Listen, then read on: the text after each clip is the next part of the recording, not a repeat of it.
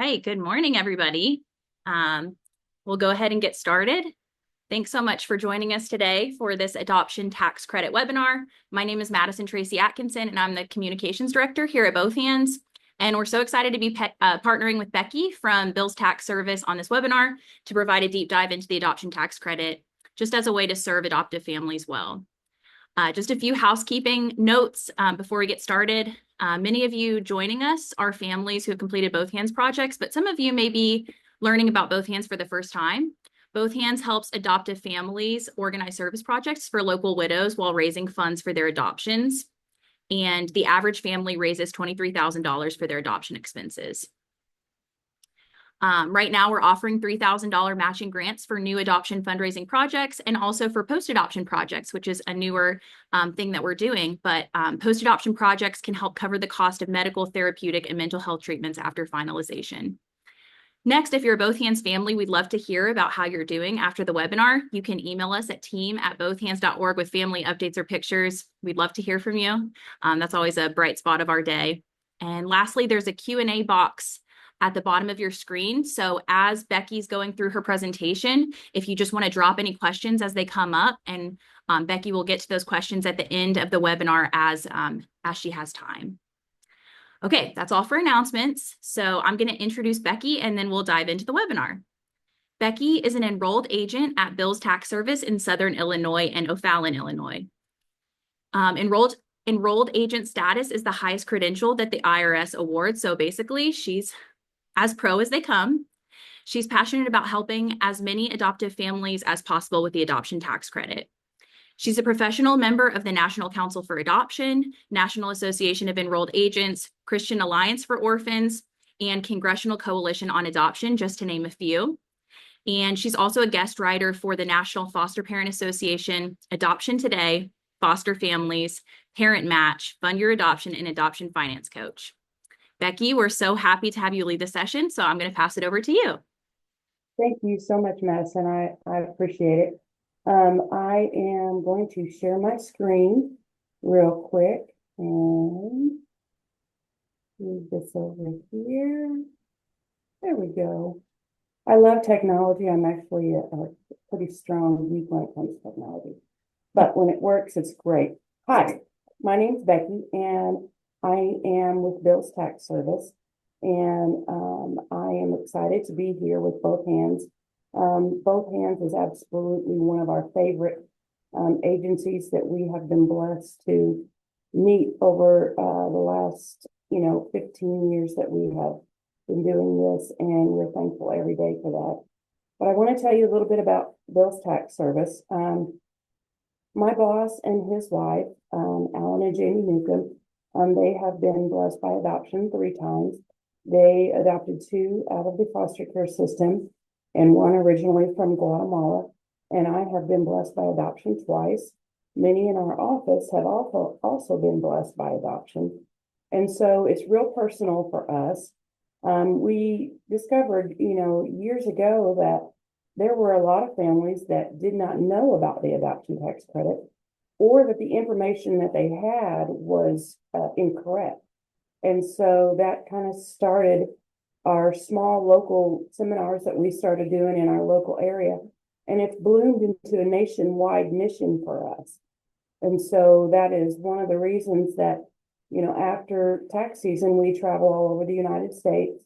We speak and we exhibit at a lot of the major adoption conferences in our nation to try and help caseworkers, agencies, adoption attorneys, adoptive families, how the adoption tax credit works, when to take it, how to claim it, how it can help you in your financial journey through adoption.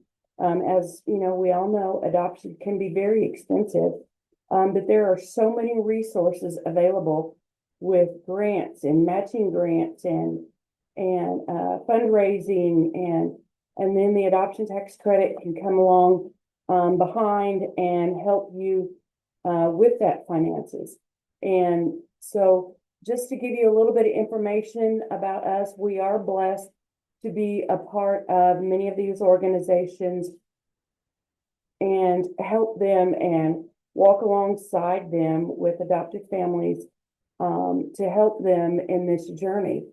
And, you know, we are enrolled agents, which is the highest license you can get with the IRS. So what that means is we are licensed to do tax returns for all 50 states and represent clients for all 50 states. And for an example, I did 42 states last year, and with this tax season in full swing, we are on track to do that many this year. And so it's a real honor for us to be a part of everything that Both Hands is doing. We're going to start out explaining what the adoption tax credit is.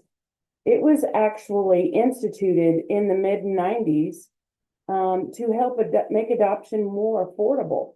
And so right now, the adoption tax credit is non-refundable, which I'll explain the difference between refundable and non-refundable in a few minutes.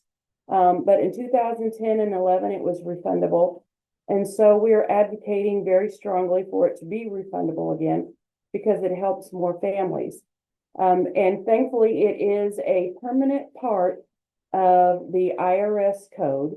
And so it's what we're going to talk about today is mainly going to be the federal adoption tax credit, but there are many states who also have a wonderful adoption tax credit. And there is also a bill in the House and the Senate right now trying to get it refundable again. And so I encourage everyone to contact your congressman, your congresswoman, to ask them to sponsor the Adoption Tax Credit Refundability Act. And the more that co-sponsor, the more likely it is the bill to pass. And as I said, when it's refundable, it helps so many more people. Because right now, as a non-refundable credit, it covers your federal tax liability. And what you do not use, you can carry it forward for up to 5 years. Like I said, when it is non-refundable, it only covers your federal tax liability. So what that means is that it does not cover your self-employment tax. It does not cover your first-time homebuyer payback, which this is the last year for, you know, the people that took the first-time homebuyer payback credit. And then the 10% penalty if you take money out of your pension before you're 59 and a half. The caveat to that is there is what is now called QBOD, and I'll talk about QBOD here in just a few minutes. But generally, it does not cover the 10% penalty if you take money out of your pension, say to help, you know, cover the last end of your adoption expenses before you finalize everything. So, but we'll cover that in just a few minutes. What I'm going to talk about is what is qualified expenses. Now, per the IRS code, any adoption expenses that is directly related to the successful adoption of an eligible child. So that covers a lot of ground. That covers home study, legal fees, court costs, any agency fees, travel expenses. And if you are in the process of an international adoption, there are a lot of things that are specific to international adoption that are not specific to domestic adoption. So, like for an example, for an international, there are a lot of times that you're going to have dossiers, you're going to have more travel expenses. And there are some orphanages that would require you to have a cell phone strictly just for the orphanage contact while you are in country.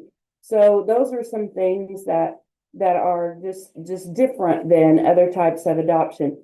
But any qualified expenses are considered expenses for adoption. For a domestic adoption, one of the adoption expenses that is not a qualified is birth mother expenses. And that is because it violates federal law because you cannot deduct personal living expenses as a deduction. So therefore, birth mother expenses are not a qualified expense. but you have a lot of different other expenses.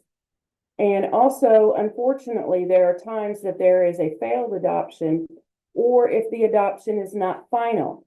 Now, this is only strictly for domestic adoption only. You cannot claim the adoption tax credit on an international adoption or a foster care adoption until it is completely finalized. However, for a domestic private adoption, you can claim the adoption tax credit if you have adoption expenses, but you have to wait until the following tax year. So, for example, if you had qualified expenses on a domestic adoption and the adoption was not final or it failed, for 2023 expenses, you could claim them on your 2024 tax return that you are currently in the process of filing right now. Like I said, that is strictly for domestic adoption only. And so if you had a failed adoption in 2023 and you paid those expenses in 2023, you could claim them on your 2024 tax return that you are doing right now. And also, if you had you are in the process of a domestic adoption and it's not finalized yet, and you had expenses in 2023 or prior, you can claim those expenses on your 2024 return. Just remember, whatever expenses that for a failed adoption that you claim, if you have a successful adoption after that, whatever amount of adoption tax credit that you received for the failed adoption, you must take those off the top of the credit for the successful adoption. Now, who qualifies for the adoption tax credit? Now, I'm just off the top, every adoption qualifies for the adoption tax credit except for the adoption of your spouse's child. The difference is the timing, when to claim it, and what else goes along with those details. So as I said, the foster adoption and the international adoption must be finalized before you can claim it. And for international adoption, it is for expenses only.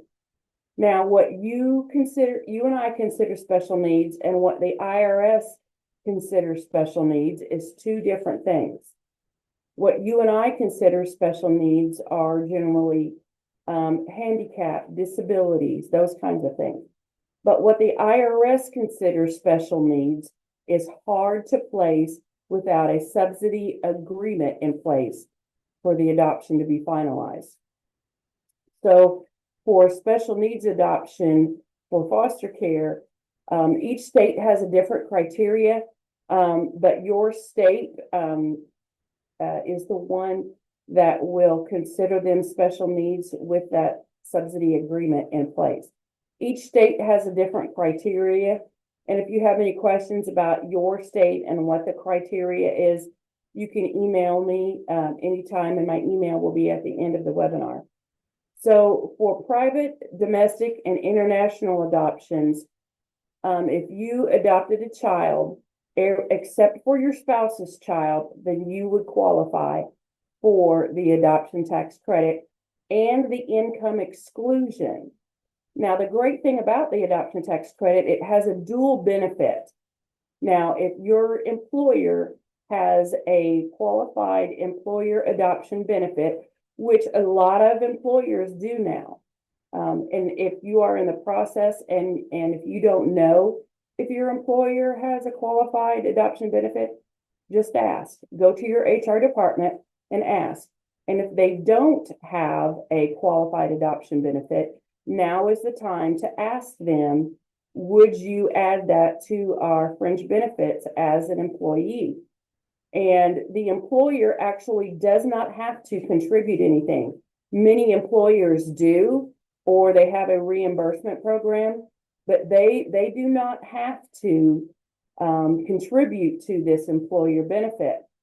However, in order to claim that income exclusion, you can claim it with the adoption tax credit, but it just cannot be for the same expenses. So let's say, for an example, you had $35,000 in qualified expenses, which is not out of the realm of possibility. So what happens is you can claim, if you have an employer approved benefit, you can claim the adoption tax credit and you can claim the income exclusion. So like I said, if your employer does not have an employer benefit, now is the time to ask. Now, if you are adopting a child out of the foster care system and they are declared special needs according to the state's criteria, the final judgment of adoption and that subsidy agreement is what is going to qualify you for the full amount of the adoption tax credit. And honestly, right here is one of the most important screens, because the issue in the past with the IRS has been documentation. So I highly recommend to all adoptive families that to get you a big manila envelope and mark it IRS documentation. And this is what you are going to want to put in that envelope. All adoptions, you're going to need to put the final judgment of adoption. And different agencies, different countries, different states call it different things. It may be called the final judgment of adoption. It may be called the decree of adoption. It may be called the certificate of adoption. But those are one of the most important things that you are going to place in that manila envelope. And if the IRS, sends you a letter, don't be shocked and don't panic. These are what they are wanting. Do not ever send the originals. Don't ever send the originals. Don't ever send the originals. Send a good copy if they request documentation, because you do not want to send the originals. Number two is if it's a foster care, they are going to want a copy of the subsidy agreement, and all of these have to be the signed and dated copies, because sometimes you get a preliminary copy through your agency. So you will want to send a copy of the signed and dated ones, not just the preliminary copy. And that also on your home study and placement agreement, you're going to want to send a signed and dated copy. And any of the qualified expenses that you have on all the adoptions, except, of course, for foster care. And then, as I said, if you have to send, copies because the IRS is requesting more documentation, you want to make sure and send good copies. And then something that I also recommend is that whoever is first on your tax return, whether it's you or your spouse, whoever's first on the tax return, put their social security number at the top of each page of that documentation. That way, if your tax return goes one way and the documentation goes another way, it will make sure and get back to your file. So whoever's first on that return is who you are going to want to put at the top of each page of that documentation. Now, here's where the magic happens. $16,810 is the maximum amount of the credit that you can take for the tax year 2024. And as I said, it is non-refundable. So what that means is you could look at the top of your tax return on page 2 before it gets to the child tax credit. That is your federal tax liability. And so what the adoption tax credit does, $16,810, that covers your federal tax liability. So what that means is you will get the non-refundable portion of the child tax credit. Now that's separate from the adoption tax credit. We're talking about the $2,000 child tax credit for this year, for 2024. 300 of it is non-refundable. So what happens is you will use 300 per child of the non-refundable portion of the child tax credit. And so what happens is then the adoption tax credit covers your federal tax liability up to $16,810. And if you don't use all of that $16,810, that is going to be carried forward to the next year of your tax return, which would be the 2025 tax return. Now you can carry that forward for up to 5 years or until you use it all, whichever comes first. Just remember, whichever comes first. Either you use it all or the 5-year tax carry forward runs out. So basically what happens on your tax return on page 2 is your federal tax liability is covered with the non-refundable portion of the regular child tax credit, and then your adoption tax credit covers your tax liability up to the $16,810. So the rest is, if you don't use it, it's rolled over to the next year, and then you get the refundable portion of the regular child tax credit, which is $1,700 per child, and you get all of your withholding back. Now, if you are self-employed, it does not cover self-employment tax, just so you are aware, and it doesn't cover the 10% penalty for withdrawing pension out before you're 59 and a half. So the important part to remember is this is a lot of money to leave on the table. And this is the amount of the adoption tax credit is $16,810. And that's also the maximum amount of the income exclusion. As I said, it just cannot be for the same expenses. And then as you can see, it bumps up a little every year. And so next year it's $17,280. So if you don't qualify this year and you qualify next year, whether it's because your adoption, is going to be finalized in 25. And the thing is if it's a private domestic, you can wait and accumulate all those expenses to when the adoption is finalized. But if you have expenses 2023 and prior, and it's a domestic adoption, you can claim up to that amount. Just remember, you have to reconcile that on your next year's return if it's finalized. Now here is the income phase out range, and this is modified adjusted gross income. Now there's a difference between adjusted gross income that shows on the front page of your federal 1040 and modified adjusted gross income. For modified adjusted gross income, anything that we used to call a front page deduction, now they're on certain schedules and then transfer to your front page. Like traditional IRA contributions is considered a front page deduction. Student loan interest is considered a front page deduction. So those are added back into your adjusted gross income. So for 2024, your modified adjusted gross income, the amount that you qualify for the adoption tax credit begins to phase out at $252,150, and it phases out in increments. But once you hit that $292,150 of modified adjusted gross income, you do not qualify for the adoption tax credit. So sometimes you may need to do some financial planning as far as deferred comp, or you could put more in your 401k, so that makes less of your income taxable. If you realize that you're getting close to that phase out range, that would be the time to do some adjustments. Now, the QBOD is what I talked about earlier. It's qualified birth or adoption distribution.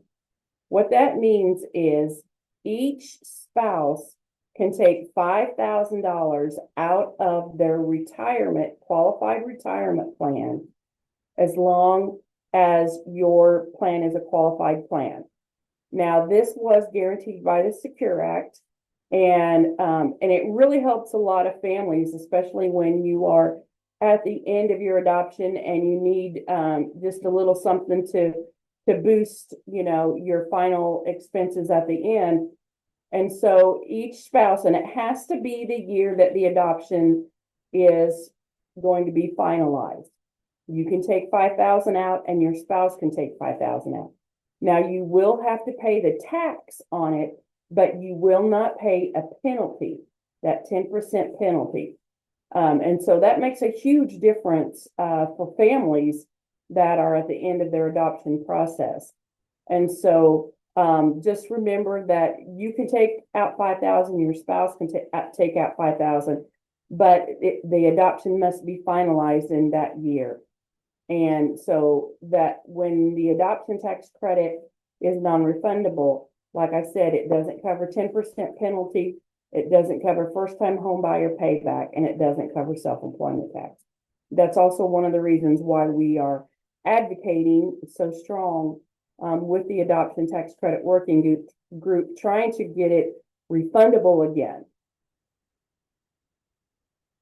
Now, here's a lot of questions that we get from a lot of people. Like I said, thankfully, there are a lot of wonderful grants out there to help you with your adoption expenses. Any grants that you receive from any organizations must come off the top of your expenses.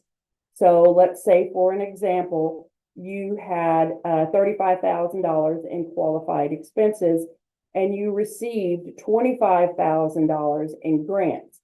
Well, praise the Lord. That is awesome and wonderful. You just have to remember that those grants have to come off the top of your qualified expenses.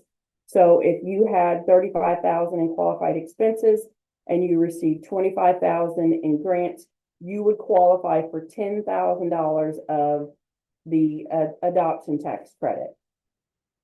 And if you are adopting out of the foster care system and your child is declared special needs according to the state's criteria, and you have one of the 3 types of subsidy agreements, then you qualify for the full amount of the adoption tax credit with no expenses.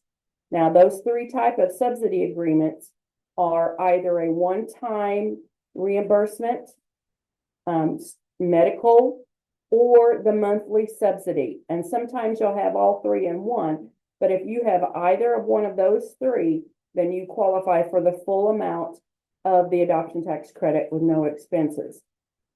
Now, we have a lot of people ask, what is the difference between a tax credit and a tax deduction? Well, a tax deduction is, for an example, when you itemize your deductions and you are able to, take mortgage interest, real estate taxes, and charitable contributions, and the amount of your itemized deductions is over the standard deduction. That is a deduction that lowers your income. It actually lowers your income. Now, a tax credit, what it helps is it actually covers your tax liability. Now, tax deductions, yes, they do in a chain reaction help lower your tax liability, but it first lowers your income. But what the tax credit actually does, it helps cover whatever tax the IRS says you owe on that taxable income. And I am actually old enough to remember when we would figure up your income, and then you would go to the book and you would look where your income is and where your filing status is, and that would determine what is your tax liability. Well, now we have wonderful professional programs that help us do that. And so that tax credit is what the IRS will help cover what the IRS says you owe in taxes. Now, generally, here is your tax liability and here is your withholding. Now, if your tax liability is more than your withholding, then you owe. But if your withholding is higher than your tax liability, then you get a refund. And the reason I say that is because a lot of people say, well, I get a refund every year, so I don't have any tax. That's not necessarily the case. Yes, some people have zero tax liability, And I highly recommend you, even if you have zero tax liability, and if a tax preparer tells you, well, it's not going to do you any good, it's, you might as well not even take the credit. It's not worth it. I disagree wholeheartedly. I think even if you have zero tax liability, you need to go ahead and claim the adoption tax credit in the year that you are eligible to claim it, because anything can happen in the next 5 years of that carry forward. You may have a higher income. The adoption tax credit could become refundable again, and then you would get all of that adoption tax credit back as a refundable credit. So please don't let a preparer tell you, well, it's not going to do you any good, you shouldn't take it. Find another preparer. I highly recommend going on irs.gov and look for a preparer that is on their preparer list, because there are a lot of ghost preparers out there that are not legitimate preparers. And so you need to just due diligence and ask them questions. If the person that you're using, has done adoption tax credit before and has dealt with the IRS before, then, don't be afraid to ask questions. How many have you done? How many cases have you won? And we have been very blessed. We have won every case with the IRS. And so don't be afraid to ask questions, because you're talking about a lot of money on the table, $16,810. And it breaks our heart when we see people that have been told they didn't qualify when they actually did. And we have amended so many returns for people who were told they didn't qualify and they did. One mom in particular, she had adopted 4 boys who were special needs, and she was told by multiple preparers that she didn't qualify. Her friends of hers came to one of our sessions, and we, helped them, and then they told her about us. And it took her a couple weeks to get the nerve to call, because she was told she didn't qualify by other preparers when she actually did. And so when she called, I told him, I said, just have her call me, give me 10 minutes on the phone. I can tell her whether or not she qualifies. And she did. And so a couple weeks later, she brought all of her documents into me, and we amended 3 years of her returns, and she got back $46,000. So don't be afraid to ask questions. Don't be afraid to, even maybe you use this person for a while, just say, I need to find someone who is a little more knowledgeable in the adoption tax credit and how to deal with the adoption tax credit, and explain it, to the IRS sometimes how it works. And so don't be afraid to ever ask questions. And one of the things that a lot of families have had trouble with in the past is when you are dealing with getting a Social Security number or a new Social Security number. And some have recommended getting an A10. The problem with getting an A10 is it only qualifies you for the $500 other dependent credit. It does not qualify you for the $2,000 child tax credit, because you have to have a Social Security number for the child tax credit. So I highly recommend, if you have to wait for the Social Security number, even if you have to file an extension, that you wait for that Social Security number, and that makes a $1,500 difference on your return if you have to file, for a Social Security number. It's worth the wait. Here are some different links. Adoptiontaxcredit.org is a wonderful website. It has who your representatives and senators are, and you can contact them and ask them to please help co-sponsor the Adoption Tax Credit Refundability Act. And you can always go to our website, billstaxservice.com. I have a couple different articles on there that I've been asked to write for different adoption magazines. And it's just the nuts and bolts, how the adoption tax credit works.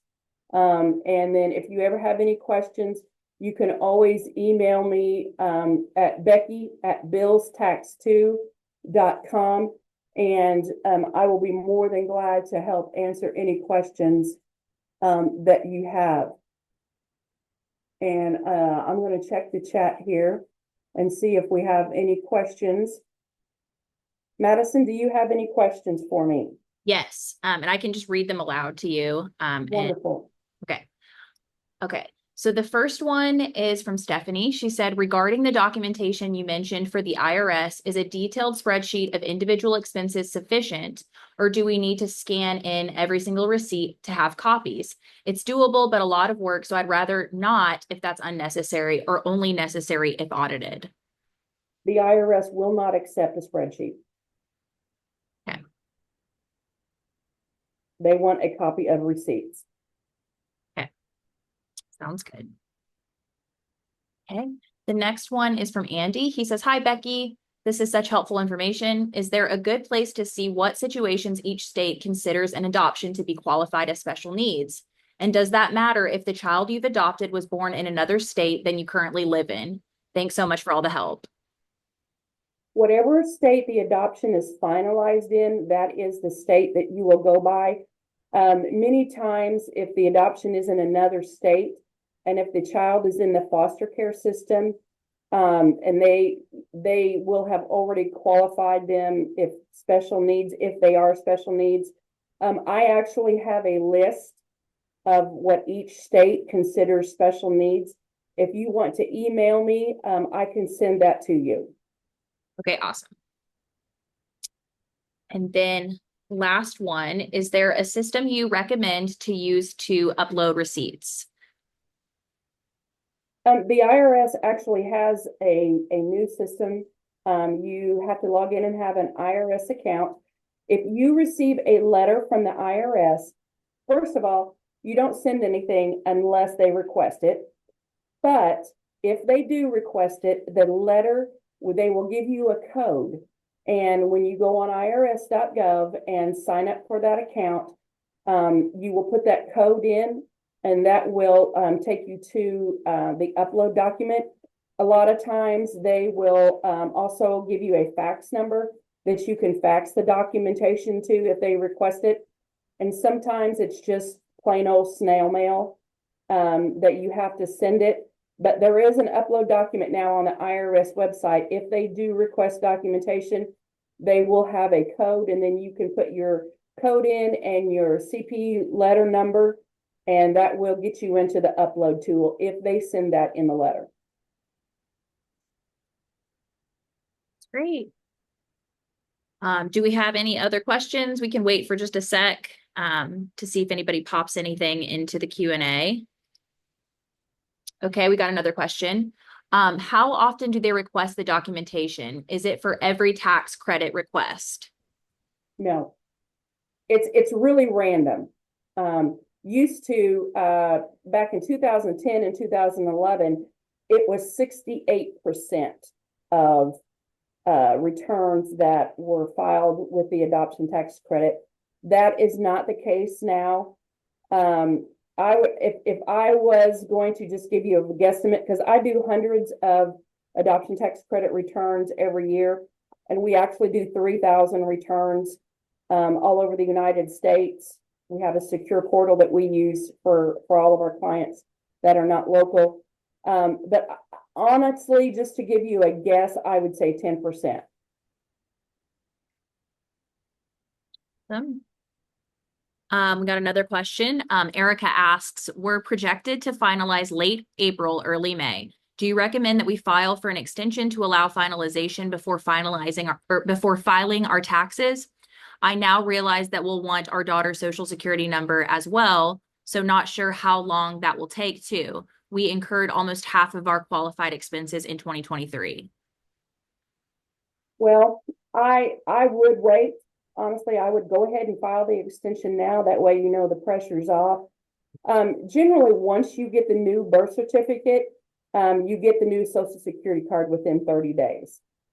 So I have a lot of clients that once I explain to them the difference between the A10 and the social security number and the benefit that that allows, as long as you had her in 2024, then absolutely wait.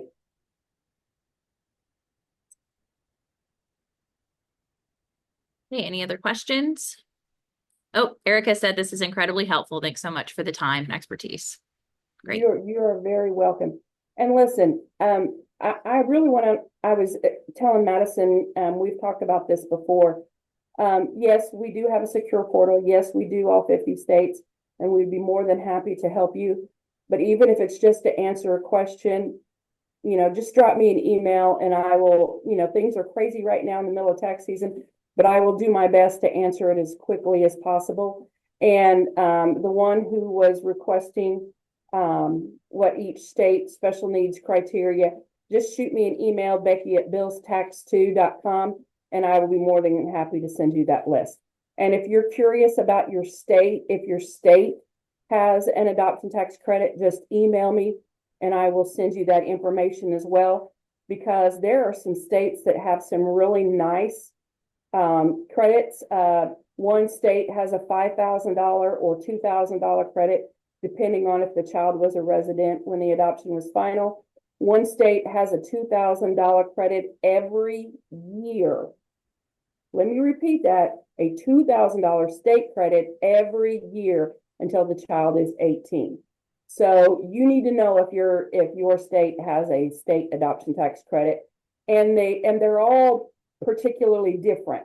Some is an income exclusion, some is a credit, some is a one-time, some is till they're 18. So information is power. Awesome. Well, I think that's all the questions that we have. So thanks everybody for joining us. We hope this was helpful and informative. Becky, you're a rock star. Can't thank you enough for taking the time to do this during your busy season. I know that was a sacrifice, so we really appreciate it, and your heart for just serving adoptive families. So thankful for you. Hope you all have a great weekend, and feel free to get in touch if you have any questions. Have a great weekend, guys. Take care. Bye-bye. Bye-bye.